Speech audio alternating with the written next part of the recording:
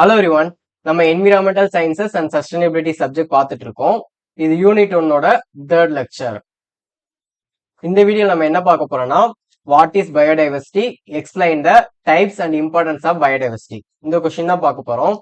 பயோடைவர்சிட்டினா என்ன, அதுல என்னென்ன டைப்ஸ் இருக்கு, அதோட இம்பார்ட்டன்ஸ் என்ன அப்படிங்கிறத பார்க்க போறோம். சரியா? ஸோ ஃபர்ஸ்ட் நம்ம பயோடைவர்சிட்டினா என்னன்னு தெரிஞ்சுக்கணும். பாருங்க, biodiversity is defined as the variety and variability among all groups of living organisms and the ecosystem in which they occur.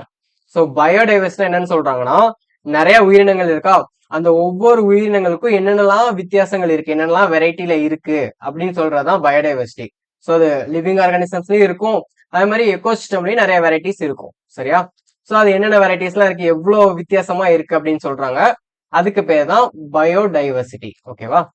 It may be described in terms of genes, species and ecosystems. So the gene ரீதியாகவும் சொல்லலாம். So இப்போ எக்ஸாம்பிளுக்கு நம்ம மனுஷங்களை எடுத்துக்கோங்களேன், ஒவ்வொருத்தவங்களுக்கும் ஒவ்வொரு gene இருக்குன்னு சொல்லுவாங்களா, ஸோ வித்தியாசமா இருப்பாங்க. ஸோ அப்படி ஜீன் ரீதியாகவும் சொல்லலாம். இல்ல ஸ்பீசிஸ், உயிரினங்கள் ரீதியா. ஸோ இப்போ மனுஷன் ஒரு உயிரினம் இருக்கும், அதே மாதிரி மாடுன்னு ஒரு உயிரினம் இருக்கும், ஆடுன்னு ஒரு உயிரினம் இருக்கும். ஸோ இந்த மாதிரி நிறைய உயிரினங்கள் இருக்கா, ஸோ அது வந்து ஸ்பீசிஸ்ல சொல்லலாம். அடுத்து எக்கோசிஸ்டம்.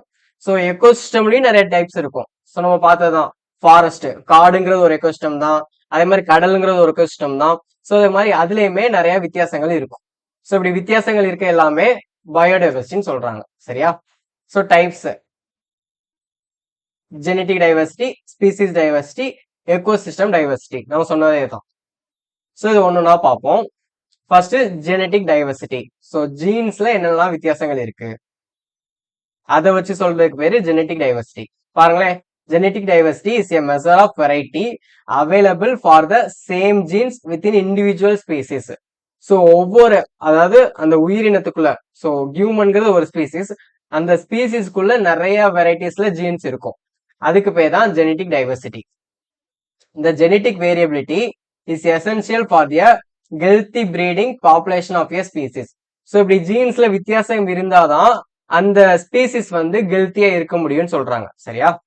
எக்ஸாம்பிளுக்கு, each human being is different from one another. ஒவ்வொரு மனுஷனும் இன்னொரு மனுஷனை விட வித்தியாசமா தான் இருப்பான். ஏன் வித்தியாசமா இருக்கான்னா, அவங்களோட ஜீன்ஸ் வித்தியாசமா இருக்கும். சரியா? இதுக்கு பேர் தான் ஜெனட்டிக் டைவர்சிட்டி. ரெண்டாவது ஸ்பீசிஸ் டைவர்சிட்டி. ஸ்பீசிஸ்னா என்னது? உயிரினங்கள். அந்த உயிரினங்கள் வித்தியாசமா இருக்கிறதுக்கு பேரு ஸ்பீசிஸ் டைவர்சிட்டி. பாருங்களேன், a discrete group of organisms of the same kind is known as species. So ஒரே உயிரினங்களா இருக்கிறதுக்கு பேர் தான் ஸ்பீசிஸ்னு சொல்றாங்க, அதாவது உயிரினங்கள் சொல்றாங்க.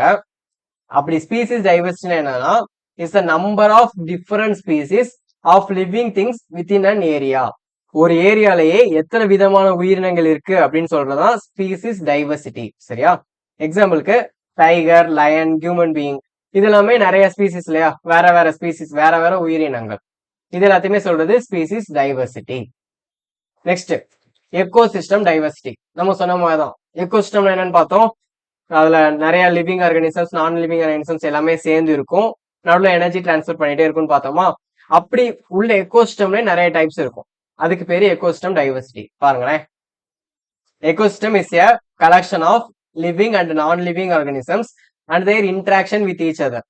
ஸோ நடுவில் நிறைய பிளான்ஸ், அனிமல்ஸ் எல்லாமே இருக்கும், அதுக்கு நடுவில் இன்ட்ராக்ஷன் நடந்துட்டே இருக்குன்னு பார்த்தோம் எக்கோசிஸ்டம்னா.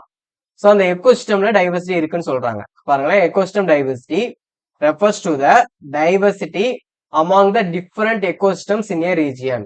ஸோ ஒரு ரீஜியன்லயே நிறைய எக்கோசிஸ்டம் இருக்கும், அதுக்கு பேர் தான் எக்கோசிஸ்டம் டைவர்சிட்டி. எக்ஸாம்பிளுக்கு forest ecosystem, river ecosystem. So ஃபாரஸ்ட்னா காடு, காடுங்கிறது ஒரு எக்கோசிஸ்டம் தான். அதே மாதிரி ரிவர், ரிவர்னா ஆறு, ஆறுங்கிறது ஒரு எக்கோசிஸ்டம் தான். ஆறுலயும் நிறைய மீன் இருக்கும், அதே மாதிரி ஆறுலயுமே நிறைய செடி எல்லாமே இருக்கும். சரியா? ஆறுங்கிறது ஒரு எக்கோசிஸ்டம் தான். ஸோ இப்படி எக்கோசிஸ்டம்ல நிறைய வெரைட்டிஸ் இருக்கு அப்படின்னு சொல்றது எக்கோசிஸ்டம் டைவர்சிட்டி. ஸோ இவ்வளவுதான் பயோடைவர்சிட்டி என்னன்னு பார்த்தாச்சு. அதுல உள்ள 3 டைப்ஸ் பார்த்தாச்சு: genetic diversity, species diversity, ecosystem diversity. புரிஞ்சா? இப்ப நெக்ஸ்ட் இந்த பயோடைவர்சிட்டி நமக்கு எதுக்கு தேவை, என்ன இம்பார்ட்டன்ஸ் இருக்கு அப்படின்னு பார்க்க போறோம். சரியா? பாருங்க, biodiversity describes the richness and variety of life on earth. So இந்த பயோடைவர்சிட்டி தான் நமக்கு சொல்லுது இந்த உலகத்துல எவ்வளவு வெரைட்டியான உயிரினங்கள் இருக்கு அப்படின்னு சொல்றதுதான் இந்த பயோடைவர்சிட்டி. சரியா? அதே மாதிரி biodiversity and it's maintenance are very important for sustaining life on earth. So இந்த பயோடைவர்சிட்டி நம்ம மெயின்டைன் பண்ணிட்டே இருந்தாதான் நம்ம உயிர் வாழ முடியும். அதாவது ஒரே ஒரே உயிரினத்தை மட்டும் வச்சு உயிர் வாழ முடியாது, சரியா? ஸோ ஒரு உயிரினம் வாழணும்னா மற்ற உயிரினங்களும் தேவை, நிறைய வகையான உயிரினங்களுமே தேவை. அதனால இந்த பயோடைவர்சிட்டியை நம்ம மெயின்டைன் பண்ணிட்டே இருக்கணும், சரியா? It is the most complex and important feature of our planet. நம்ம பிளானட்ல இது முக்கியமான ஃபியூச்சர் பயோடைவர்சிட்டின்னு சொல்றாங்க. அடுத்து biodiversity goals, ecological and economic significance. So எக்காலஜிக்கல்லையும் முக்கியத்துவம் இருக்கு, அதே மாதிரி எக்கனாமிக் பொருளாதாரத்திலையும் இதுக்கு முக்கியத்துவம் இருக்கு. பொருளாதாரத்துல என்ன முக்கியத்துவம் இருக்குன்னு பாருங்களேன். It provides us with nourishment, housing, fuel, clothing and several other resources. எல்லாமே நமக்கு பயோடைவர்சிட்டில தான் கிடைக்குது. நரிஷ்மெண்ட்னா சாப்பிட்றது, இத மாதிரி விஷயங்கள். ஹவுசிங்னா இருக்கிற இடம். அடுத்து ஃபியூயல், பெட்ரோல், இத மாதிரி விஷயங்கள் எல்லாமே நம்ம யூஸ் பண்ற எல்லாமே நமக்கு சுத்தி உள்ள உயிரினங்கள்ல தானே கிடைக்குது. ஸோ இதுக்கு தான் பயோடைவர்சிட்டி ரொம்ப முக்கியம். எல்லாத்தையுமே நம்ம பாதுகாக்கணும், சரியா? It also extracts monetary benefits through tourism. So monetary இதான் பொருளாதாரத்துல சொல்றாங்க. நமக்கு டூரிசம் நிறைய பிளேசஸ் இருக்குமா? இப்ப எக்ஸாம்பிளுக்கு ஜூ, இத மாதிரி பிளேசஸ் எல்லாமே பயோடைவர்சிட்டியை காமிக்கிறது தான். ஸோ அது மூலமா நமக்கு பொருளாதாரத்திலேயே நம்ம நிறைய பெனிஃபிட்ஸ் கிடைக்கும்னு சொல்றாங்க, சரியா? ஸோ இதான் இம்பார்ட்டன்ஸ் ஆஃப் பயோடைவர்சிட்டி. அடுத்து இந்த இம்பார்ட்டன்ஸ்ல ஒரு 3 டாபிக் மட்டும் படிச்சுக்கோங்க, ஒரு டெஃபினிஷன் மாதிரி படிச்சுக்கோங்க. ஃபர்ஸ்ட் வந்து எக்காலஜிக்கல் ஸ்டெபிலிட்டி. அதாவது நான் சொன்ன மாதிரிதான், ஒரு உயிரினம் வாழணும் அப்படின்னா மற்ற எல்லா உயிரினத்தையும் சார்ந்து இருக்கும். அப்படி இருந்தா மட்டும்தான் ஸ்டேபிளா உயிரினங்கள் வாழ முடியும், சரியா? அதான் பாருங்களேன். Every species has a specific role in an ecosystem.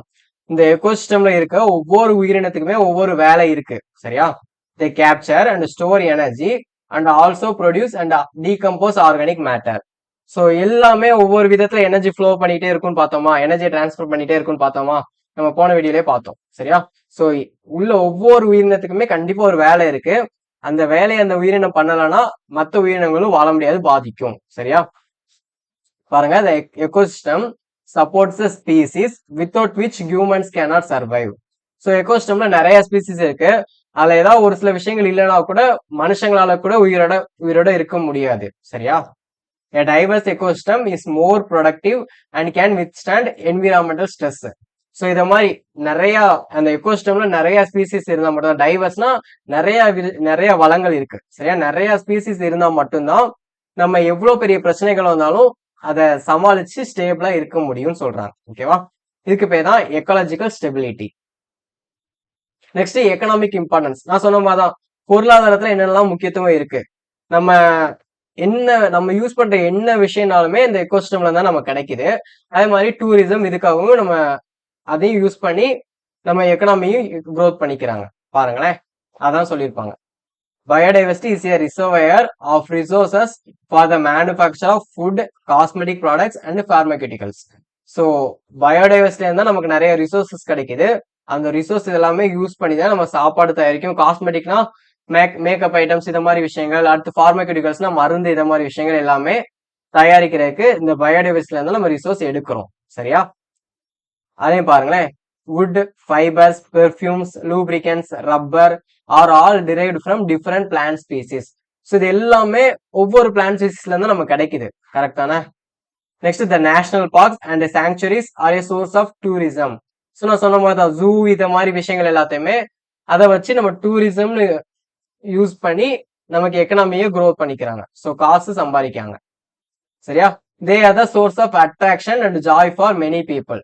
So இப்படி ஜூ இதெல்லாம் பாக்குறது நிறைய மக்களுக்கு அது ஒரு சந்தோஷத்தை கொடுக்குது, சரியா? இதான் எக்கனாமிக் இம்பார்ட்டன்ஸ். இதுக்குமே நமக்கு பயோடைவர்சிட்டி முக்கியத்துவம் கொடுக்குது, முக்கியத்துவமா இருக்குதுன்னு சொல்றாங்க. Next, ethical importance. ஸோ பாருங்க, all species have A right to exist. இந்த உலகத்துல உள்ள ஒவ்வொரு உயிரினத்துக்குமே வாழ்றதுக்கு உரிமை இருக்குது. அதனால நம்ம அதை டிஸ்ட்ராய் பண்ணக்கூடாது, அதை அழிக்க கூடாது, சரியா? Humans should not cause their voluntary extinction. நம்ம தெரிஞ்சே அந்த உயிரினத்தை நம்ம அழிக்க கூடாது, எந்த ஒரு உயிரினத்தையுமே அழிக்க கூடாது. Biodiversity preserves different cultures and spiritual heritage. So இத மாதிரி நம்ம பயோடைவர்சிட்டில உள்ள ஒவ்வொரு உயிரினங்கள் வந்து ஒவ்வொரு கல்ச்சருக்கும் முக்கியத்துவம் கொடுப்பாங்க. இப்ப எக்ஸாம்பிளுக்கு ஹிந்துயிசம்ல ஒரு விலங்குகளுக்கு முக்கியத்துவம் கொடுப்பாங்க. அது மாதிரி ஒவ்வொரு கல்ச்சர்லயுமே ஒவ்வொரு இதுக்கு முக்கியத்துவம் கொடுப்பாங்க, சரியா? அதனால அதை பாதுகாக்கிறது நம்மளோட கடமை. therefore it is very important to conserve biodiversity. So இந்த பயோடைவர்சிட்டியை நம்ம பாதுகாத்துக்கணும். சரியா? ஸோ இவ்வளவுதான் இந்த கொஸ்டின். இவ்வளவுதான். பயோடைவர்சிட்டி என்னன்னு பார்த்தோம். அதுல 3 டைப்ஸ் பார்த்திருக்கோம். என்னென்ன டைப்ஸ்னு பார்த்தோம். Genetic diversity. ஜெனெட்டிக்னா ஜீன்ஸ்ல என்னென்ன வித்தியாசங்கள் இருக்கு. ஸோ எக்ஸாம்பிளுக்கு நம்ம ஹியூமன் பீயிங்ஸ், ஒவ்வொரு மனுஷனும் இன்னொரு மனுஷனோட வித்தியாசமா இருப்பான். ரெண்டாவது ஸ்பீசிஸ் டைவர்சிட்டி. ஸ்பீசிஸ்னா உயிரினங்கள்ல உள்ள வித்தியாசம். நம்ம ஹியூமன் பீயிங்ஸ்னு ஒரு உயிரினம் இருக்கு, சிங்கம்னு உயிரினம் இருக்கு, புலின்னு ஒரு உயிரினம் இருக்கு. அதே மாதிரி ஒவ்வொரு நிறைய உயிரினங்கள் இருக்கும் இதே மாதிரி. சரியா? இது ஸ்பீசிஸ் டைவர்சிட்டி. அடுத்து என்ன பார்த்தோம், எக்கோசிஸ்டம் டைவர்சிட்டி. இந்த எக்கோசிஸ்டம்லயே நிறைய டைப்ஸ் இருக்கும். ஃபாரஸ்ட், ரிவர், லேக், அக்வாட்டிக், இது மாதிரி நிறைய எக்கோசிஸ்டம் இருக்கு. சரியா? இது வந்து டைப்ஸ்ன்னு பார்த்தோம். அடுத்து அந்த பயோடைவர்சிட்டியோட இம்பார்ட்டன்ஸ் பார்த்தோம். அடுத்து அந்த இம்பார்ட்டன்ஸ்ல 3 டாபிக் பார்த்தோம். Ecological stability, economic importance, ethical importance பார்த்தோம். இவ்வளவுதான் இந்த கொஸ்டின். ஈஸியா புரிஞ்சிருக்கும்னு நினைக்கிறேன். இந்த வீடியோ உங்களுக்கு யூஸ்ஃபுல்லா இருந்துச்சுன்னா உங்க ஃப்ரெண்ட்ஸ்க்கு ஷேர் பண்ணுங்க. நம்ம சேனலை சப்ஸ்கிரைப் பண்ணிக்கோங்க. நெக்ஸ்ட் வீடியோல பார்க்கலாம். தேங்க்யூ. ஜெய் ஹிந்த்.